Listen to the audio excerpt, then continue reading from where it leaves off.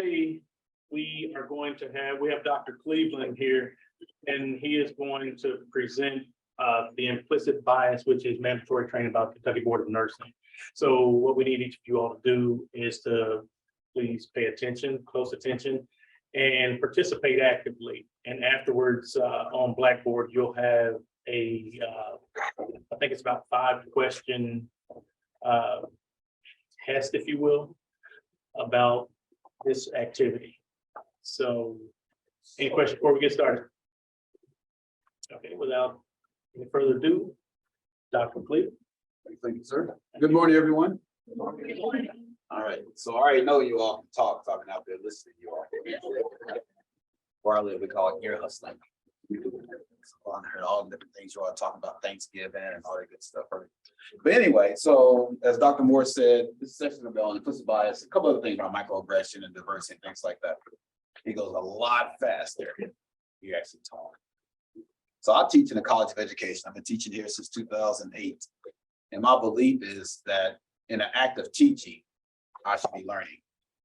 In the act of learning, you all should be teaching. In other words, if we have 40 people in this room, we should be learning from each other, not the person who has the clicker, right? So I'm just facilitating the conversation. The knowledge base is in the room. All right, y'all good with that? Mm-hmm. All right, so this is what we're going to talk about today. We're going to talk about diversity, implicit bias, and then microaggressions.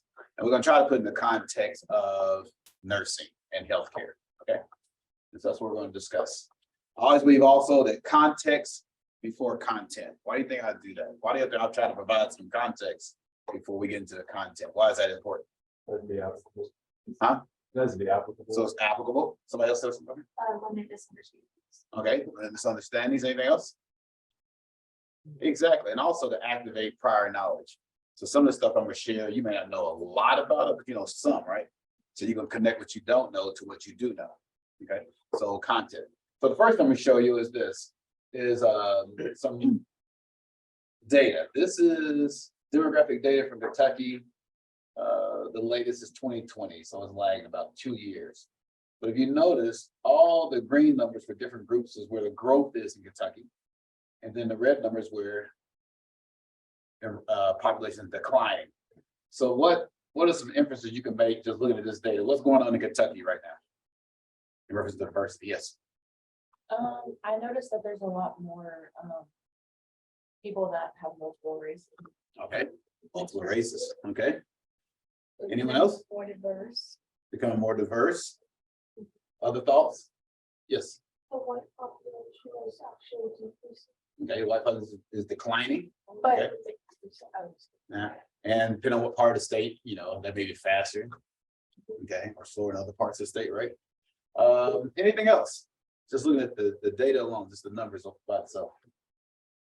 So I've already spoken into existence. You all are nurses. So I came in this room that you all are nurses, right?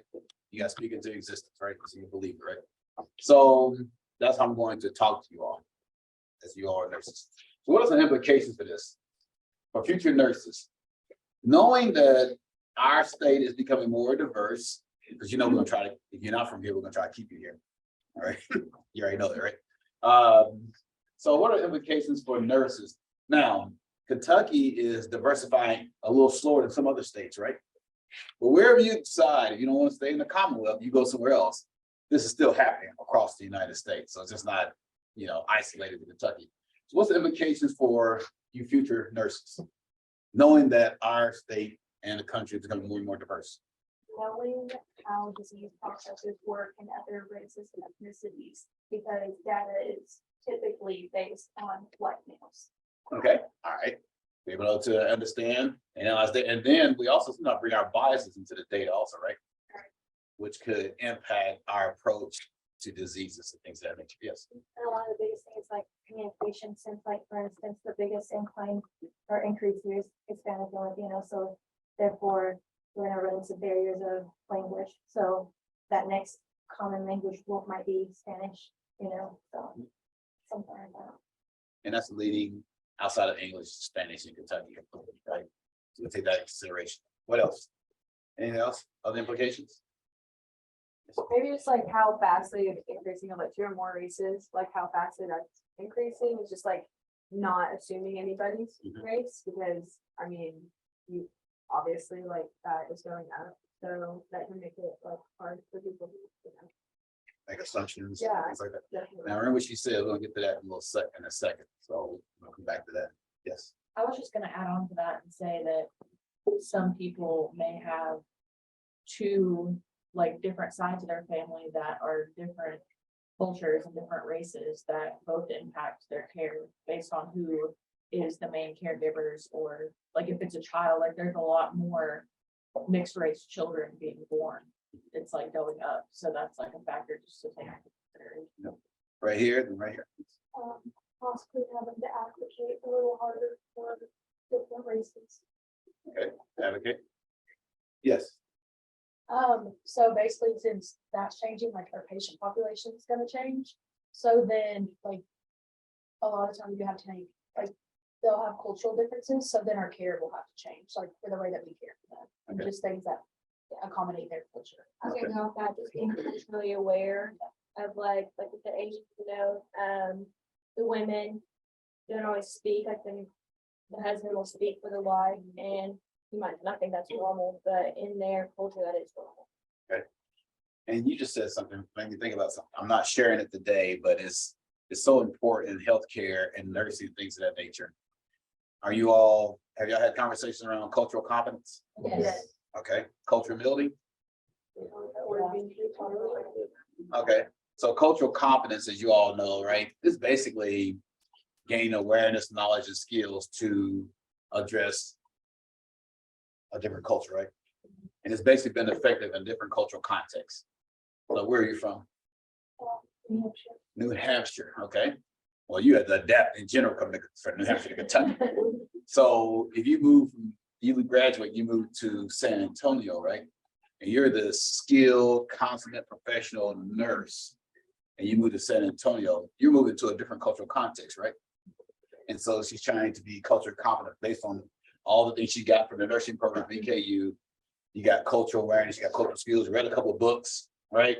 So you ready to roll, which is good, right? The only thing you have to be careful of cultural competence is that because you have skills, awareness, and knowledge base, that you may go in to San Antonio thinking you know everything about the Latino population, right? Where cultural humility, you're actually culturally humble. When you go into a different cultural context, you learn about their culture from them so you can serve them better. So cultural competence is more of a skill set. Cultural humility is a mindset. And it also forces you to think about your own biases and things like that. That's what cultural humility is. Both are important, but it's a process, okay? It's her fault, she made me think about that. A little more context. When someone with the authority of a practitioner, educator, or service provider describe the world and you're not in it, there's a moment of psychic disequilibrium as you look into the mirror and saw nothing. I just need a couple of folks to just give me your interpretation. There's no right or wrong answers. When someone with the authority of a practitioner, educator, or service provider describes the world and you're not in it, there's a moment of psychic disequilibrium as you look into a mirror and saw nothing. Yes. It makes me think of like the textbooks, whenever like skin disorders are on like skin. And that's like a really big pet peeve. Like, how am I gonna know what it looks like on the other stereotypes if there's no reference? Like flesh colored band-aids. Yeah. Flesh, you know. Right? You don't have to look like crayons, but you know, Yeah, give a little representation, right? definitely. Exactly. Anyone else? What is it saying to you? Yes.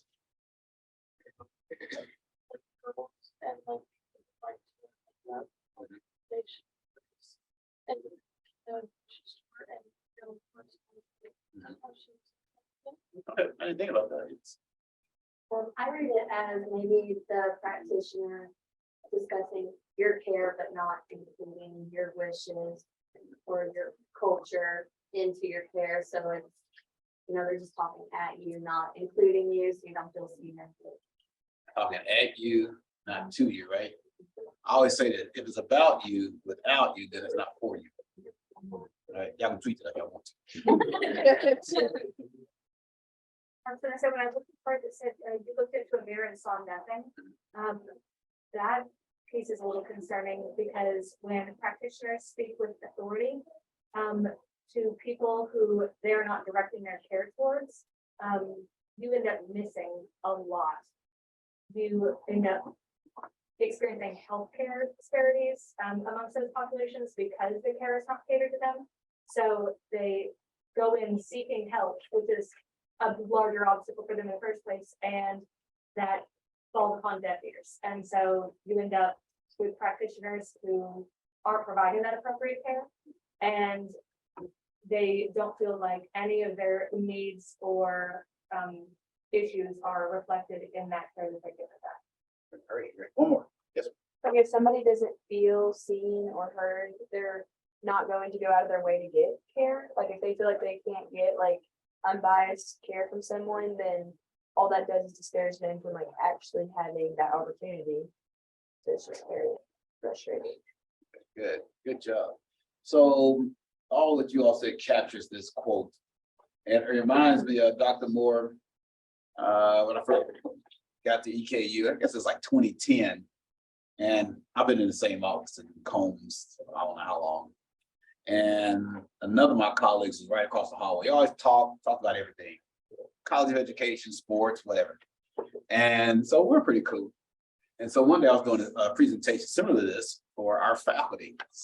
And anytime you deal, I'm recording this, I'm gonna say it anyway. Anytime you deal with tenured faculty, pack your lunch, because we know everything. So they're gonna challenge everything, right? That's why they're laughing, they know that's us. So I was saying, I showed this quote, and he was saying that the white male professor, he said, well, culture is important, but it's not that important. And I said, well, that's true, it's not the panacea, but it's important. He's like, well, I don't get it. I said, okay, let me see if I can put it where you can get it.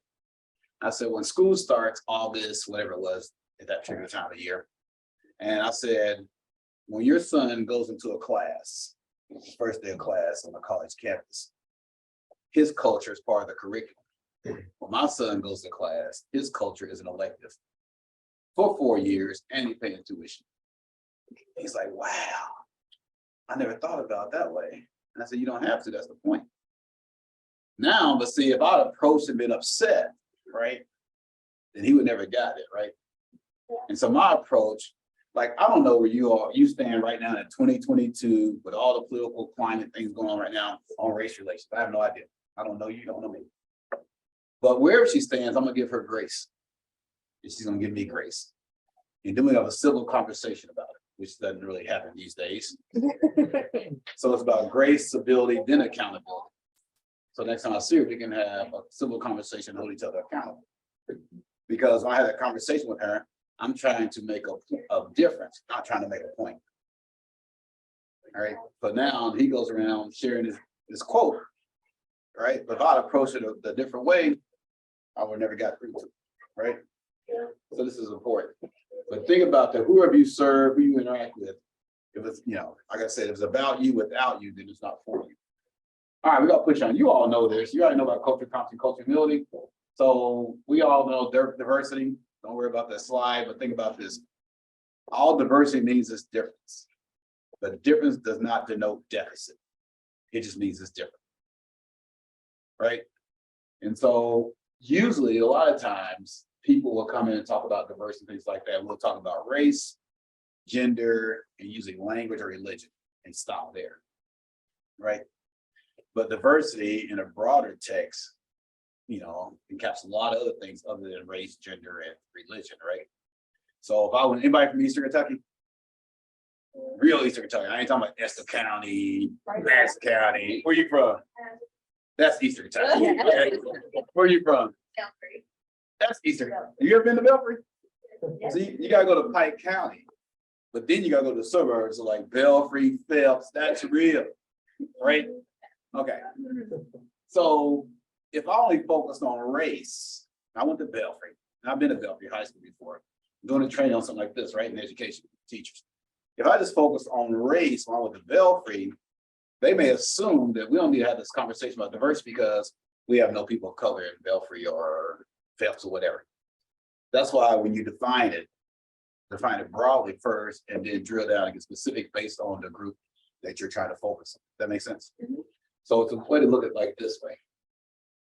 Starts there, right? But it goes much deeper than just race, gender, age, language. It could be your social class, your educational level, sexual orientation, your beliefs, all that is part of diversity also, not just the first few we always talk about. Okay. Implicit bias. So you can get to that later on when you get on Blackboard, you got to do whatever your assignment is or whatever. Let me just talk about this real quickly. Implicit bias, a few things about implicit bias. One, we all have them. Okay. They'll make you a bad person, just make you human. Two, they come from our lived experiences. Okay. And three, they can be mitigated. They can be lessened by your experiences. The more experiences you have and things of that. So my daughter is in her second year of med school in the UK. So at some point, she's going to get out and about, right, and do her residency. You know, so she may end up doing her residency in Pike County, right?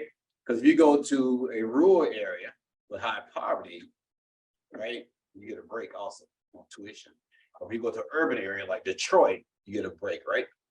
So she's going to go to different places, right, to understand that. But she's going to take her biases with her. She has, just like we all have, right?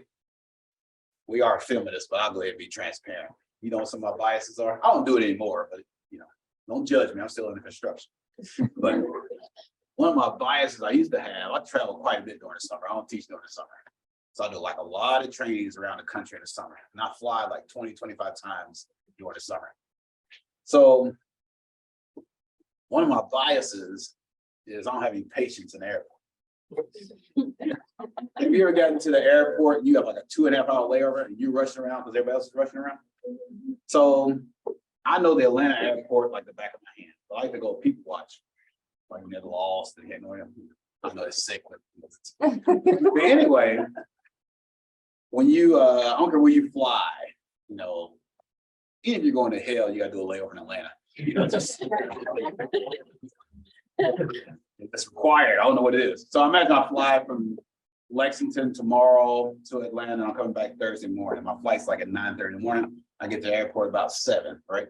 So I'm going to go through security. I show them my boarding pass, my license, whatever. Now it's time to go through security. This is where my biases are. So I'll look over here in this security line. I see an 80-year-old couple, right? And I'm like, oh, I'm not getting in that line. What's my assumption? My stereotype. My mother-in-law is like 80. She's efficient, right? But my assumption is, used to be anyway, my bias was that they're going to be slow and I'm like, then I look over here and I see this young mom. She's like 30. She's got a big Cadillac stroller with twins and a 4-year-old, 2 diaper bags. I'm like, I'm definitely not getting in that line. Because the assumption is moms what? Are going to be slow and things like that, right? Okay. The funny part is I have twins. So I've been that person holding up the line. So this mom doesn't know I have that bias about women with children. I don't even talk to her. But when I get back, let's say I get back to EKU and I'm a vice president of whatever, and I'm very hired, the director of student success at EKU. So it gets down to a male and a female. She has more experience, more educational background. They both interview, but I'll go back to my biases.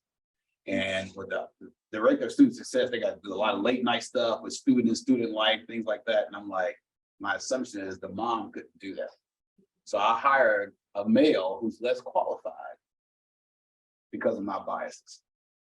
That's how biases work. Now, am I a good person? Yeah, I'm a good person. I go to church, I volunteer, and all. Just because you do all that, don't necessarily mean you don't have biases.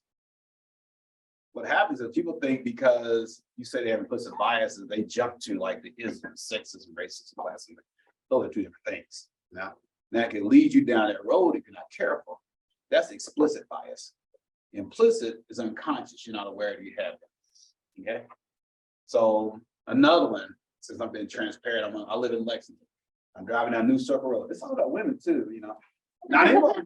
I've gotten past that. Trying to share so I model so you all can share in a second. Driving on New Circle Road.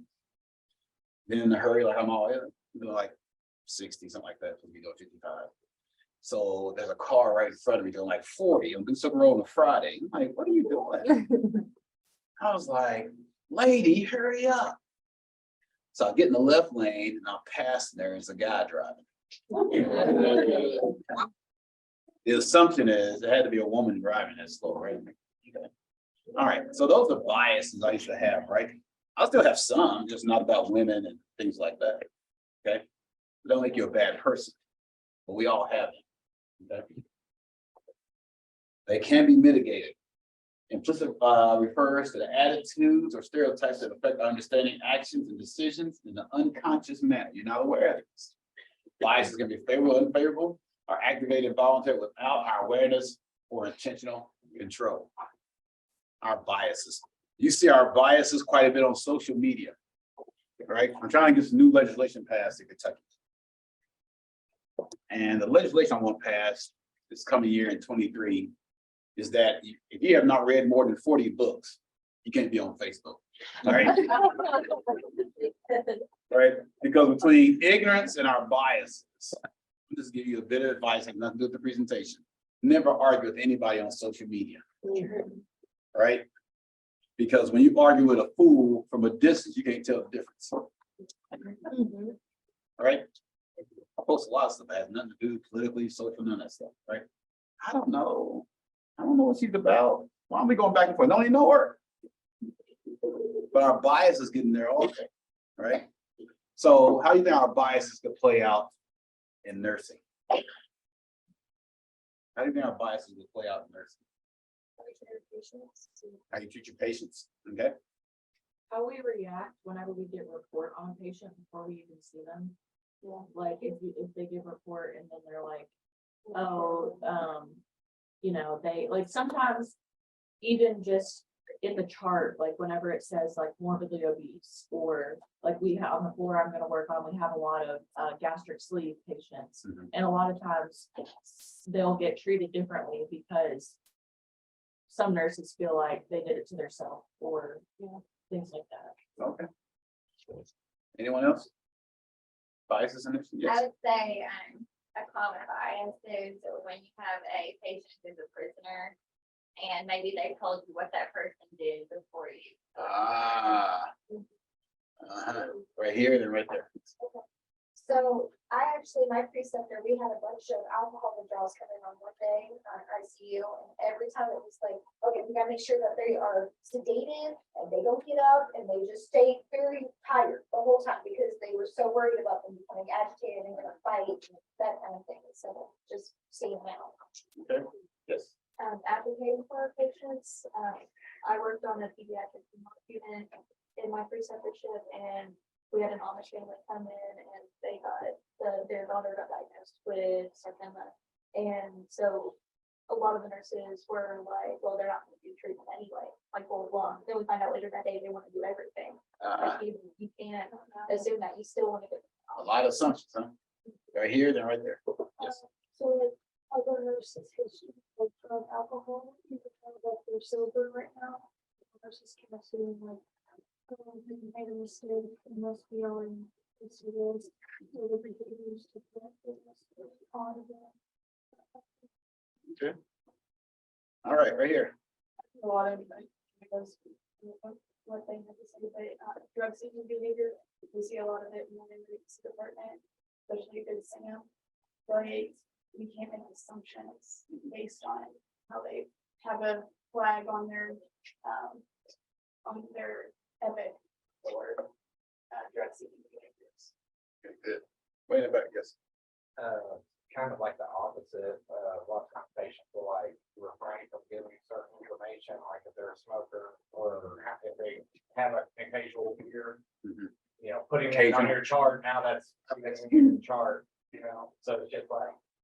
What they're gonna do with that information, right? Exactly, yeah, they don't want that bias to be put on them. And like you said, we may do it to each other, right? Because we did something, in the past before we became a nurse or whatever. They say, right? Sinners have a future and saints have a past, right?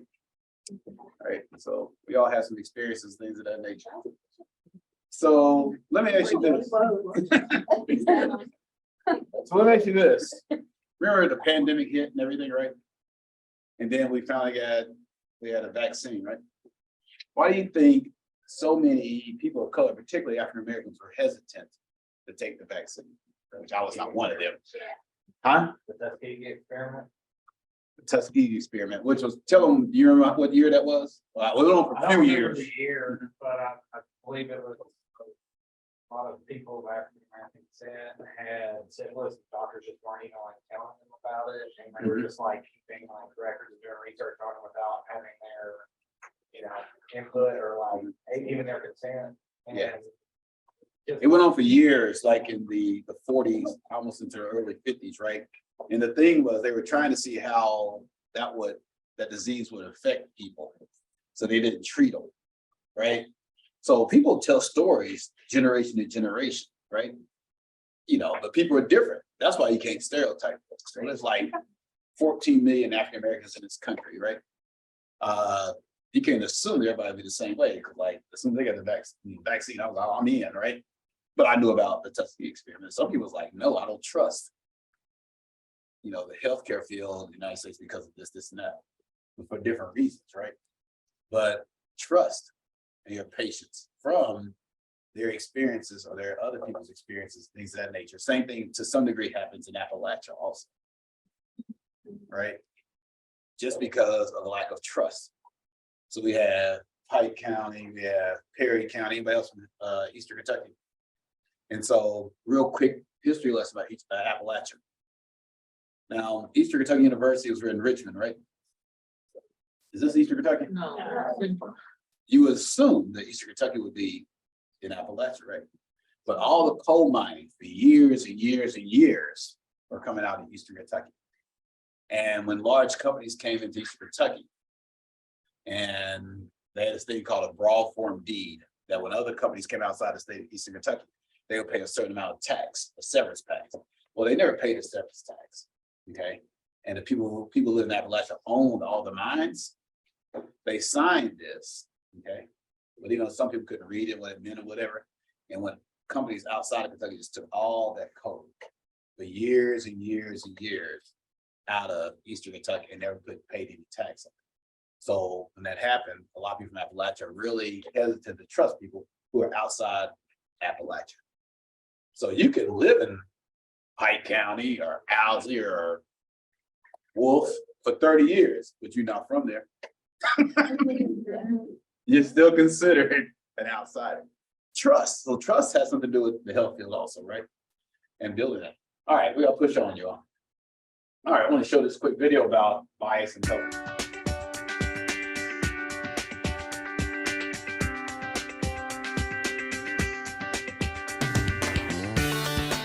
So in healthcare, bias comes in various forms.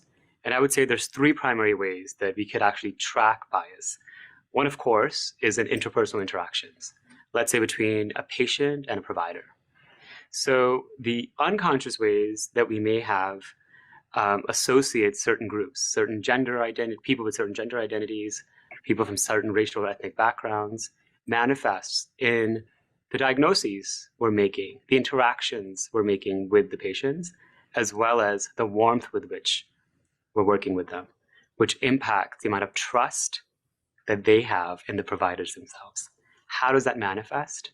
One of the major ways that's been studied and shown and reported over and over again is pain management. So patients with darker skin, African Americans, receive lower dosages of pain medication across the board, from infants to the elderly, for the same types of ailments they come to practitioners for, because of assumptions that are being made around addiction or their ability to actually be truthful around what they're experiencing. The second way bias really plays into all of this, particularly unconscious bias, is the internal dynamics of organizations, how employees and staff members communicate with one another, team collaboration, team dynamics, but as well as performance reviews, reviews around compensation, who gets to be promoted, who gets to be a leader of an organization, of a team, based on assumptions that we may have about those people, purely based on phenotype, their origins, whatever that may be.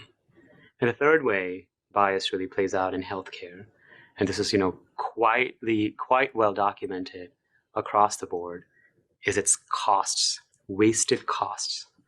So racial bias, just one particular identity that we're concentrating on, costs the US economy, the healthcare system, $310 billion a year.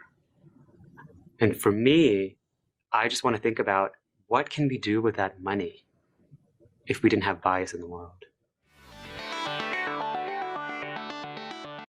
All right, so I want you to turn and talk to diads and triads, 2 or 3 people in the group, and just think about your thoughts, comments, observations, what he had to say about bias in healthcare.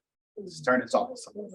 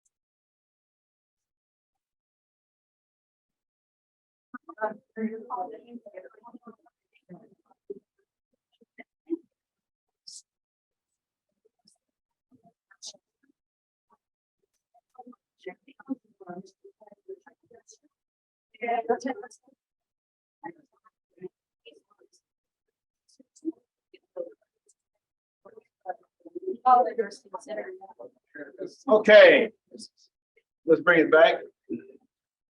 What are some things you all discussed as you turned and talked? What are some things you all discussed about the video? Yes. So I talked about the racial bias that I talked about, only because I had like, while I was at work yesterday and this happened, it wasn't like from us onto the patient, it was from the patient onto her sitter, because her sitter was Black, and she kept calling her the N-word and wouldn't let her near her bed because she was Black and didn't want her to touch her. And it's just like, I mean, this I happen told her to yesterday? stop talking that way because it's extremely disrespectful, and but she wouldn't, and she was just not a real joy to take care of. Yeah, and we called the cops. Oh, she was a patient. Yeah, the patient shot.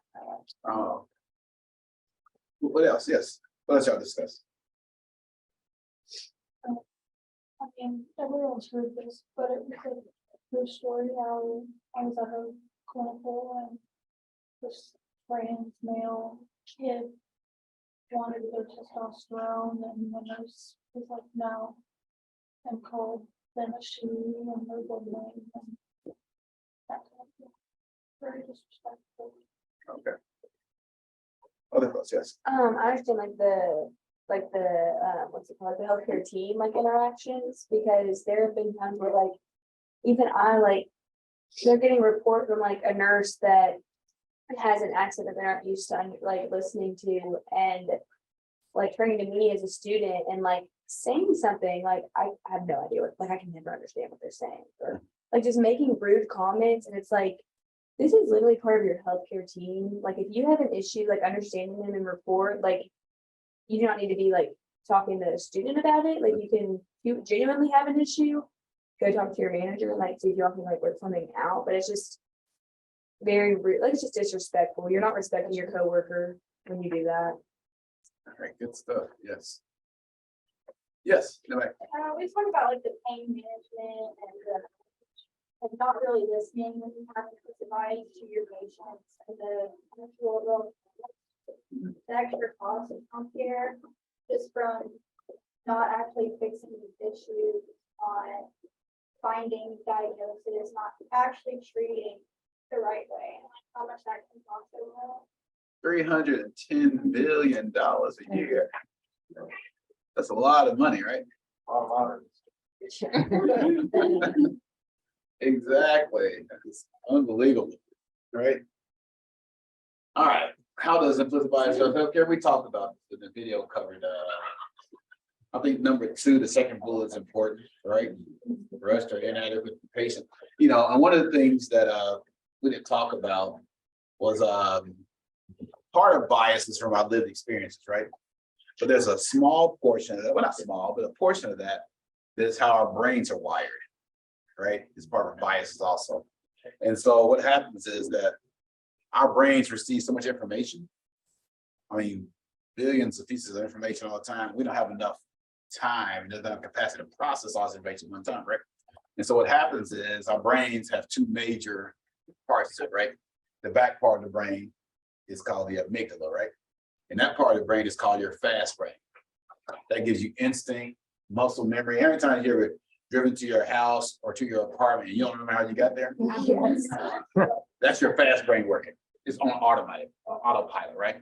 Well, the front part of the brain is your prefrontal cortex.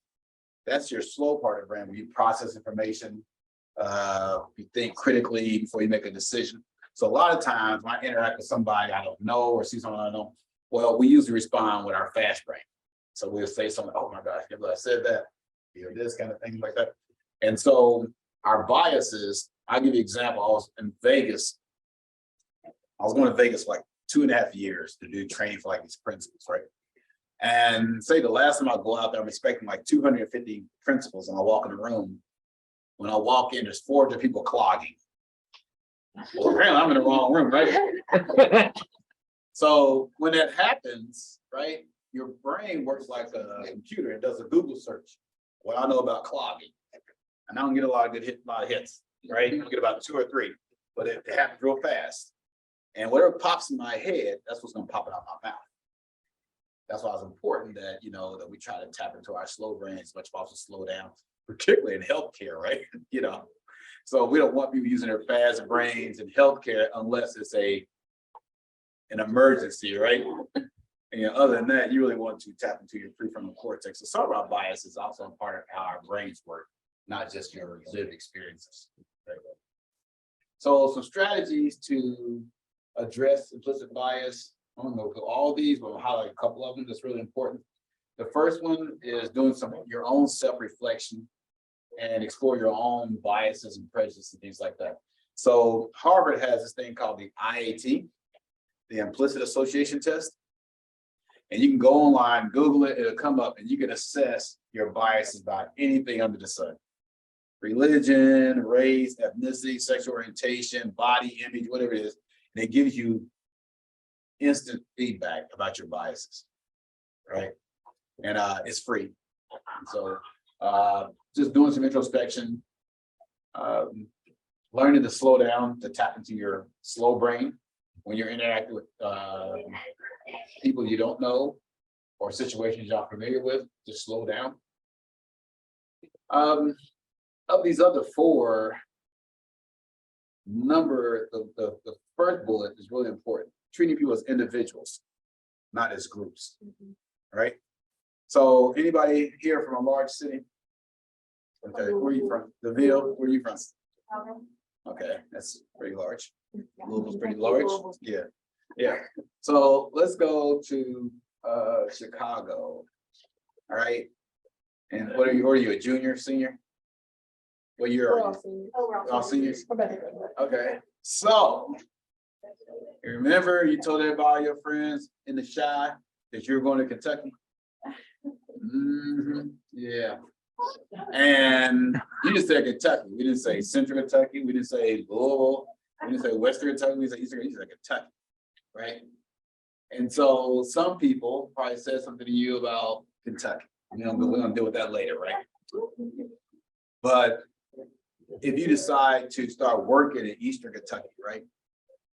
We can't assume that everybody east of Richmond, right, is going to act the same way and everything like that just because they live in Eastern Kentucky, right?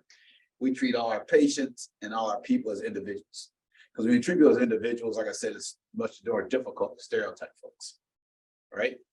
But when you're actually looking at data and things like that, if certain groups bubbling up where there are issues around health, that's when it's okay to look at a group when you're trying to address a health or social issue.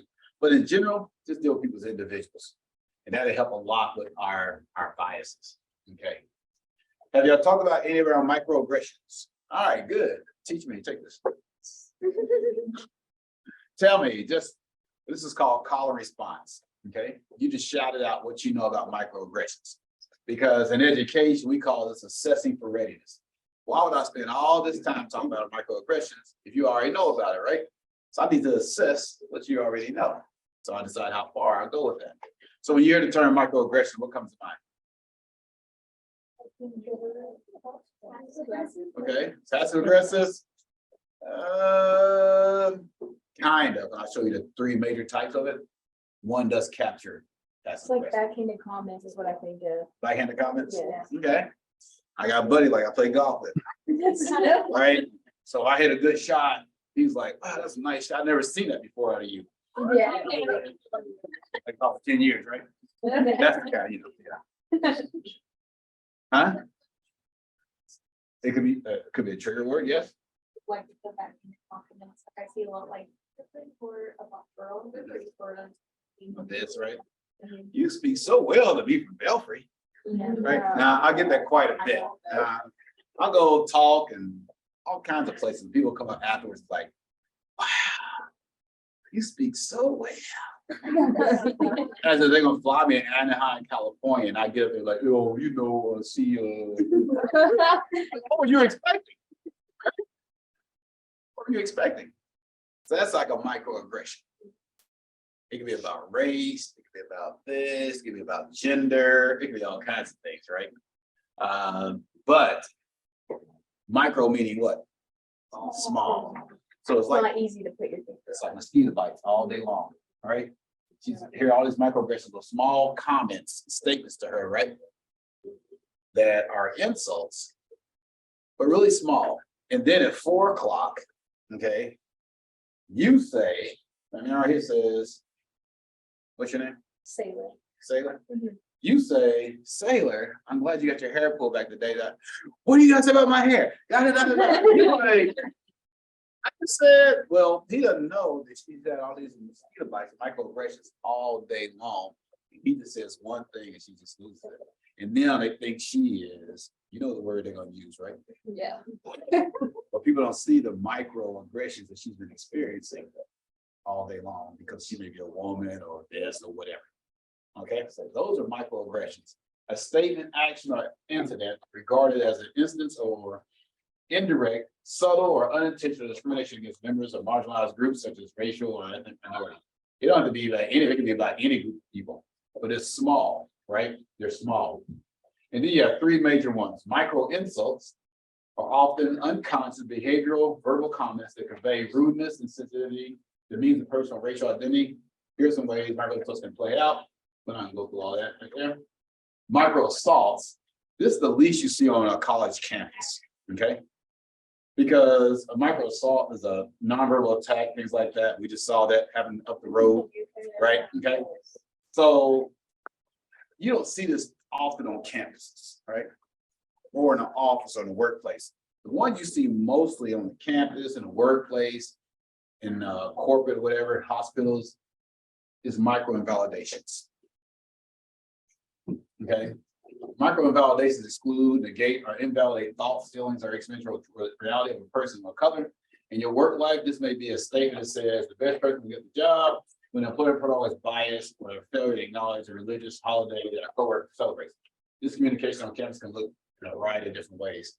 So this one just don't invalidate you. If you're saying that I'm not getting the position because you're a woman or you're not getting assignments, you stretch assignments to show your skill set, okay? Well, as a male manager or supervisor, I might just disregard her concerns. So I don't invalidate her concerns, okay? Right? Or it could be about your role, right? You're saying I'm not getting this, this, and this, and we ignore it, for whatever reason. Those are micro invalidations, okay? But micro invalidations, here's some examples. I think you mentioned it, right? Somebody, one of y'all did over there. Here's some things that if you heard these things, just raise your hand if I read them. Where are you from? Now, where are you really from? No. Where are you really from? Okay, you heard that before? Okay. You're not like the other Muslim people, which I don't know how the other Muslim people are. You don't act like a normal black person. What's a normal black person? Am I normal? Okay, why do you sound so white? As this white folks got a monopoly on the English language. What are you? No, really, like, what are you for real? What are you? You know, just constantly ask. You're looking like, why are you asking me that, right? You speak English so well. Okay. What do your people think about that? Okay. You're really pretty for someone so dark. Your name is too hard to pronounce. Can I call you Mary?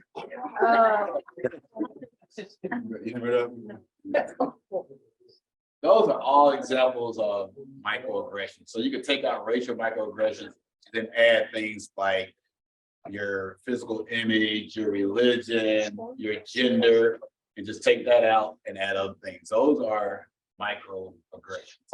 Okay. How many have heard this before? Color blindness. Not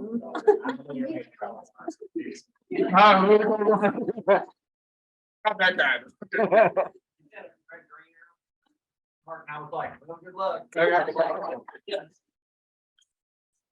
don't. see Yes. color. Now, when you hear the majority of people say, I don't see color, what they're saying is that we try to treat people equally, right? Which, you know, when you say that, I understand what you're saying as an individual, one-on-one. But in a larger perspective, you're not taking consideration of other things that are going on. It's almost like if you tell me something that's going on as a female nurse or a female in general, I'm gonna be about nursing. And I don't even know, I was like, well, you know, I don't really see gender. I don't see gender. What I'm doing is ignoring the experiences women have to deal with when they navigate through society, assuming that sexism doesn't exist. That's what I'm saying when I don't acknowledge her as a woman. All right. So when you say, oh, Dr. Cleveland came in, but I didn't see color, I didn't realize he was black. First of all, you're lying. Two, you're not taking consideration that I had the same experience when I had to navigate to become a full professor, tenure professor on a college campus. I don't know. You know, I don't know everybody's experiences. But if I talk about that, you acknowledge the fact that my experiences are different from yours. And my experience is different from yours because I'm a man, you're a woman. We live in a patriarchal society, male dominated. So to say I don't see gender is the same like you don't see race. Because unfortunately, all that happens, right? So race, social class, things like that, all that plays out in this. So let her talk about it. She does the best job talking about it. Have you ever wondered why people say, oh, I don't see color as a way to fix racism? Yeah, that doesn't work.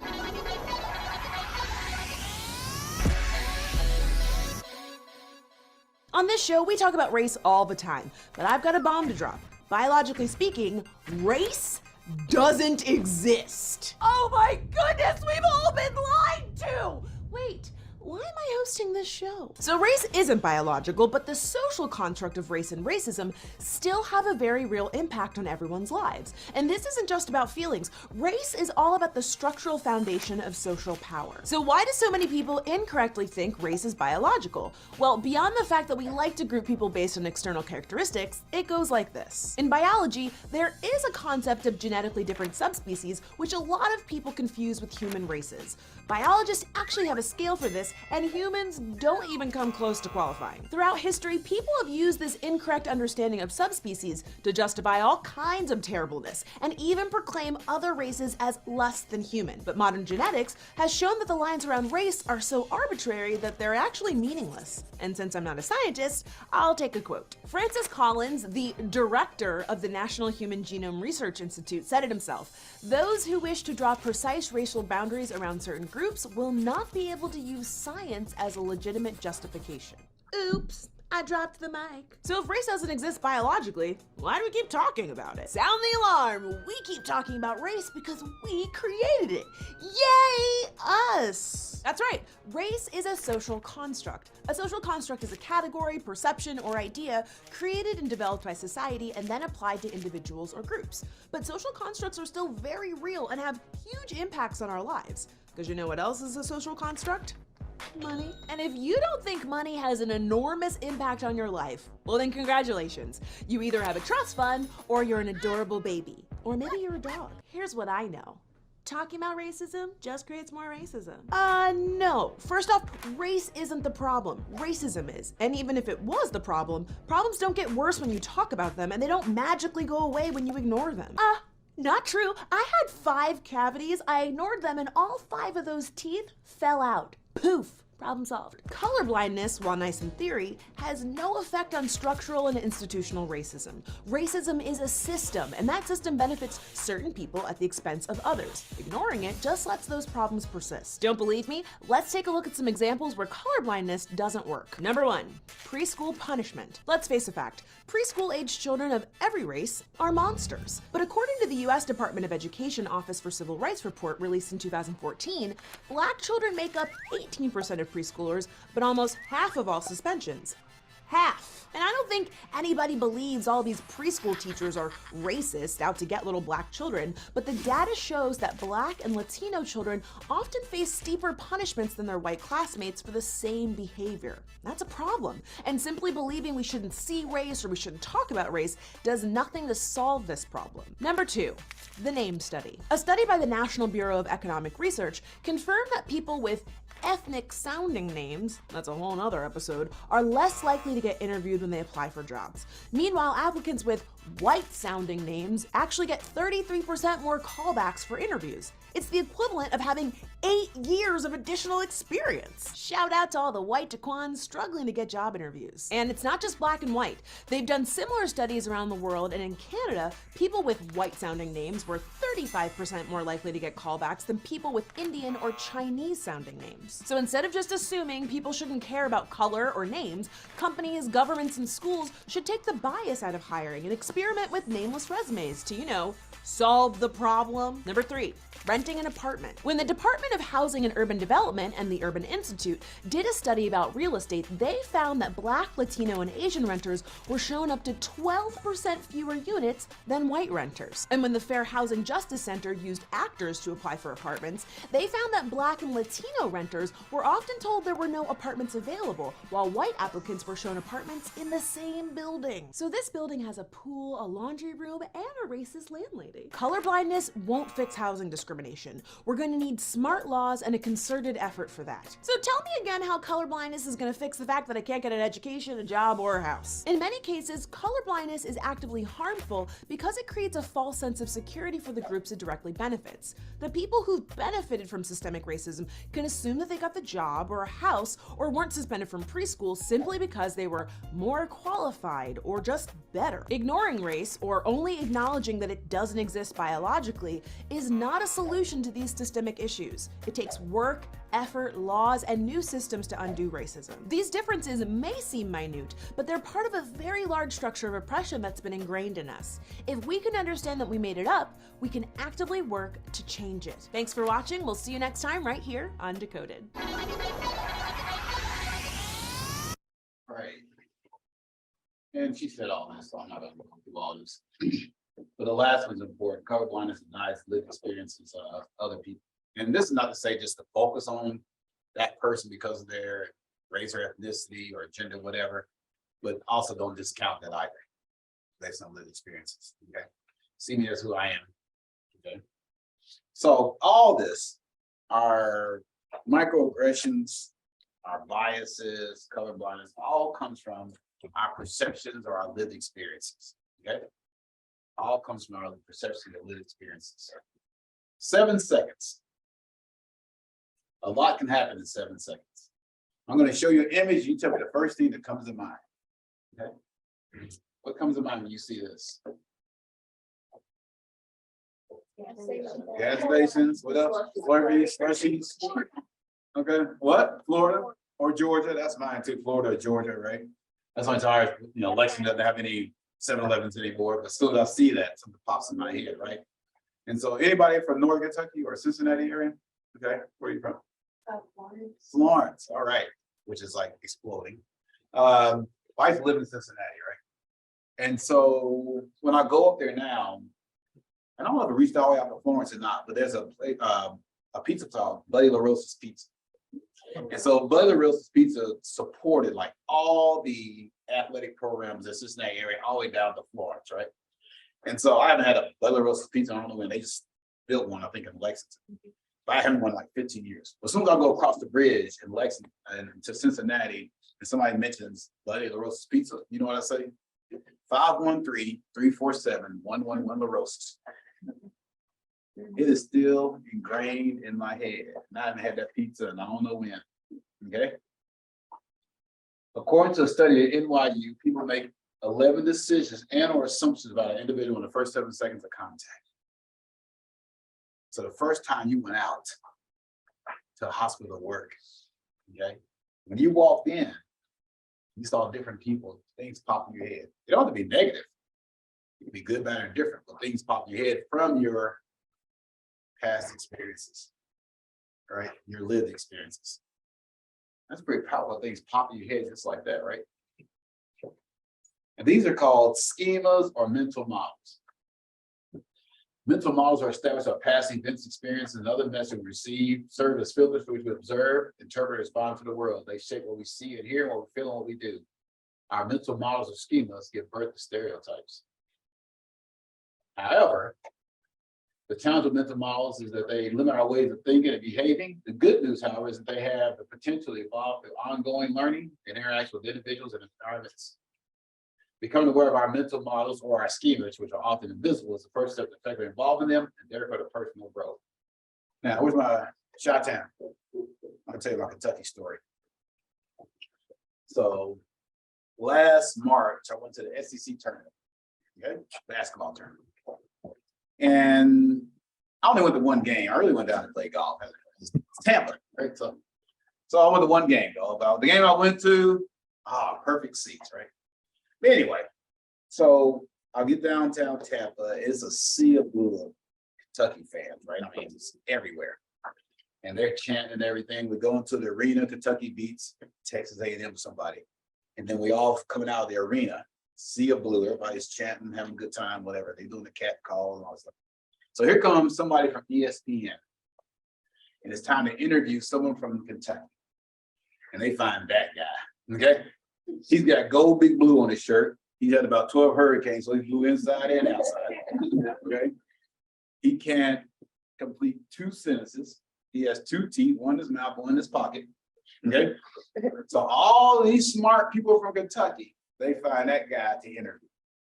So what's the other 49 states, particularly Illinois?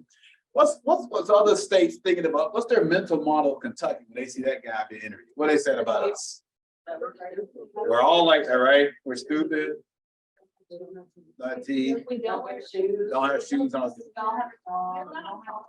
And even Louisville, right? They never been to Kentucky. They decided to go to the Derby and they can't believe it. Louisville has an airport and big buildings and stuff like that. Oh my gosh, it's Kentucky. You know, all this stuff, right? And if it's not Kentucky, it's Tennessee or Arkansas or Mississippi. It's always the South. And we create these mental models. And so when people do come here, they have all these perceptions about Kentuckians, right? And then we do the same thing. We're from Central Kentucky, Northern Kentucky, Western Kentucky. We've never been to Eastern Kentucky. We had these mental models. That everybody lives on the side of the mountain in the trailer and on meth when we go to Eastern Kentucky. And how's that going to impact your perception of people in Eastern Kentucky when you go serve them as a nurse, right? So those are your mental models. Those are the things that pop up a lot of times. All right. This is like one of the best. I don't know if they ever showed y'all this or not. It's a video called The Danger of the Single Story. You ever seen that? The Danger of the Single Story. Really cool. So it's a lady from, it's about 6-7 minutes. It's a lady from Nigeria. She talked about her experience the first time she came to the United States, okay? And the perceptions that she had and the perceptions people had about her. Well, check this out and we'll wrap this up.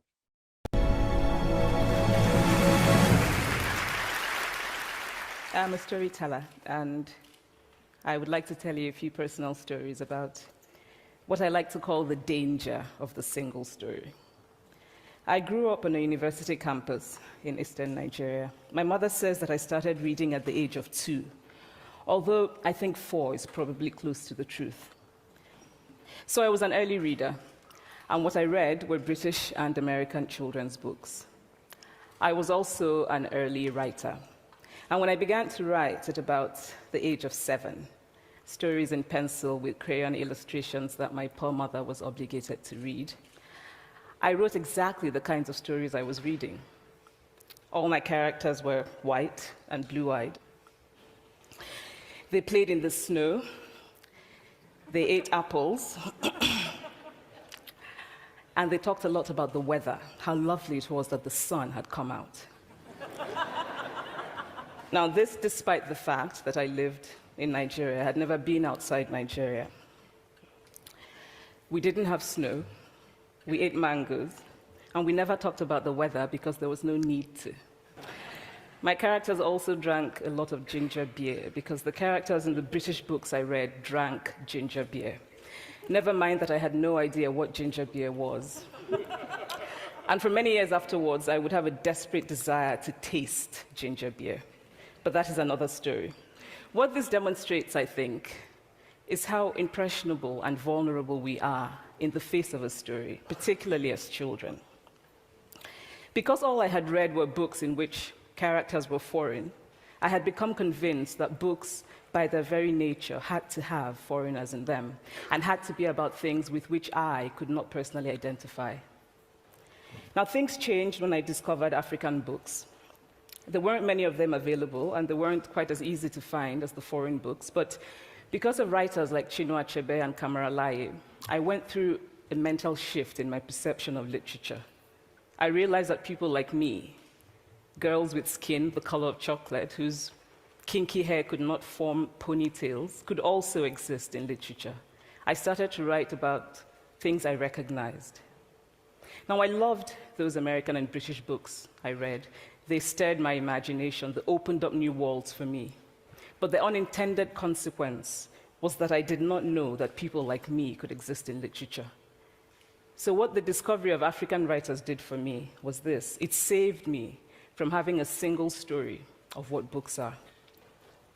I come from a conventional middle-class Nigerian family. My father was a professor. My mother was an administrator.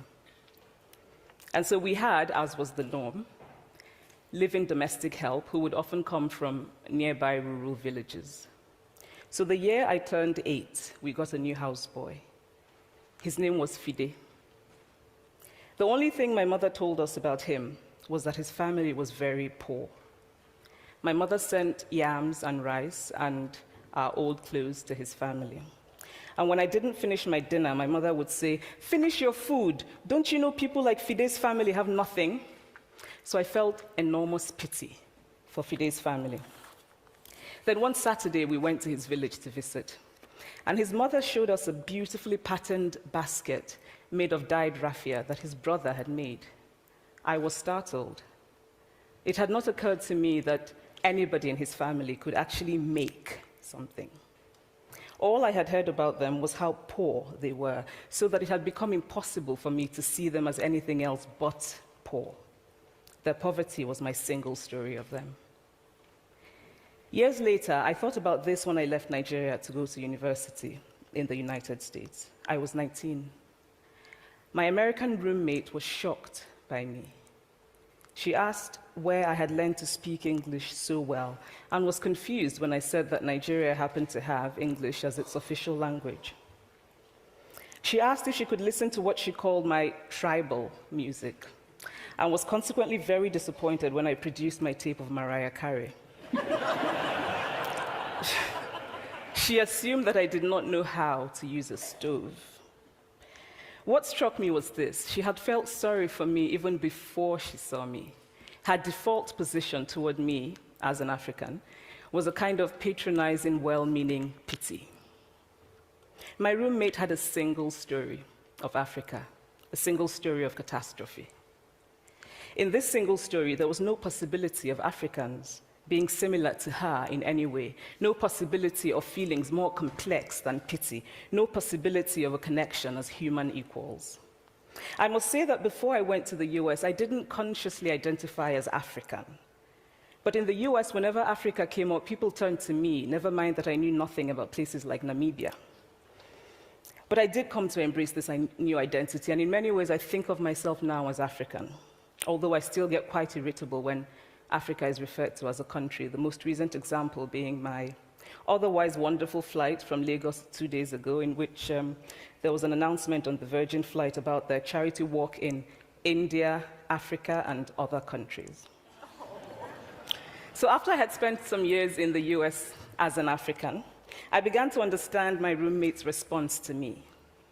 If I had not grown up in Nigeria, and if all I knew about Africa were from popular images, I too would think that Africa was a place of beautiful landscapes, beautiful animals, and incomprehensible people fighting senseless wars, dying of poverty and AIDS, unable to speak for themselves, and waiting to be saved by a kind white foreigner.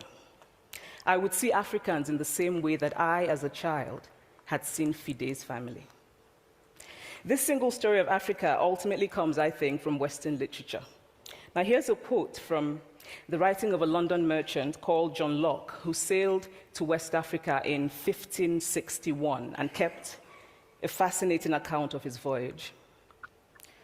After referring to the black Africans as beasts who have no houses, he writes, "They are also people without heads, having their mouths and eyes in their breasts."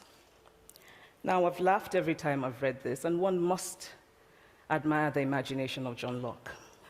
But what is important about his writing is that it represents the beginning of a tradition of telling African stories in the West, a tradition of sub-Saharan Africa as a place of negatives, of difference, of darkness, of people who, in the words of the wonderful poet Rudyard Kipling, are half devil, half child. And so I began to realize that my American roommate must have, throughout her life, seen and heard different versions of this single story. As had a professor who once told me that my novel was not authentically African. Now, I was quite willing to contend that there were a number of things wrong with the novel, that it had failed in a number of places, but I had not quite imagined that it had failed at achieving something called African authenticity. In fact, I did not know what African authenticity was. The professor told me that my characters were too much like him, an educated and middle-class man. My characters drove cars. They were not starving. Therefore, they were not authentically African. But I must quickly add that I, too, am just as guilty on the question of the single story.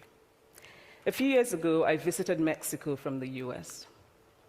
The political climate in the US at the time was tense, and there were debates going on about immigration. And, as often happens in America, immigration became synonymous with Mexicans. There were endless stories of Mexicans as people who were fleecing the healthcare system, sneaking across the border, being arrested at the border, that sort of thing. I remember walking around on my first day in Guadalajara, watching the people going to work, rolling up tortillas in the marketplace, smoking, laughing.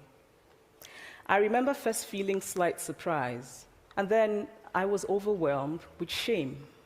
I realized that I had been so immersed in the media coverage of Mexicans that they had become one thing in my mind, the abject immigrant. I had bought into the single story of Mexicans, and I could not have been more ashamed of myself. So that is how to create a single story. Show a people as one thing, as only one thing, over and over again, and that is what they become. All right. So we talked about diversity, implicit bias, microaggressions. Now, one last thing. You have something to write with, or you can use your phone, either way. You want to use your phone, just go to the notes section, or you can write it down.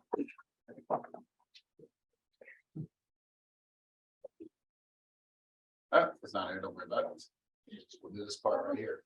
So, I need 4 people or more, based on our conversation today, to finish those STEM sentences. I learned that, I realized that, I was pleased that, I was not aware of. So, anyone, you can finish those sentences for me, based on what we talked about. Yes, Out loud. yes, please. I learned about microaggression. Okay, all right. Someone else? You can finish any of the ones you like, yes. I realized that years ago, and like people in my family have said, like, I don't see color and why that's not a good thing to say. Okay. Other folks? I was pleased that you said, how important it is to get grace, like in these situations, appreciating, like, hearing that coming from somebody who's more diverse than me, it's just, it means a lot to hear that. Yes. I would say that I was pleased when you said that it's important sometimes to make a difference, not always a point, because I feel like everyone is always so caught up in like what they want to say, or like what they believe that. Okay. And a couple more. Y'all owe me 3 minutes, so I'm just trying to get them. I wasn't aware about the amount of money that put the bias actually like costs. I mean, that's a lot of money. It's ridiculous, isn't it? Yeah. Yeah. I'll take like 1% of that. More payback. Give me a couple more, 2 more.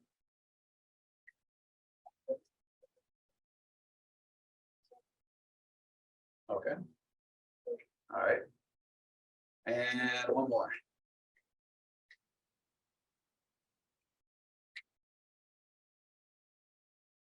Anyone? I realize that implicit bias doesn't have to be like a blunt statement, like, oh, I don't like this kind of people, or I don't agree with this kind of lifestyle. It can be much more vague than that. Exactly. All right, last thing I'm gonna share with you all has nothing to do with, well, it's indirectly related to nursing. The first one is that, all right, keep your confidence, because you're in a profession that is so critical to this country, right? And so what I've learned a lot of times that up until the pandemic, people didn't appreciate teachers or nurses. But at the pandemic, a whole different focus, right? Exactly. So everybody's not gonna be in your corner. But I'll just tell you this. Ignore shade that comes from trees that bear no fruit. All right? Oh, Okay. okay.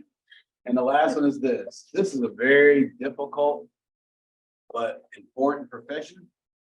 Okay? So, while you're trying to take care of your patients, you gotta take care of yourselves.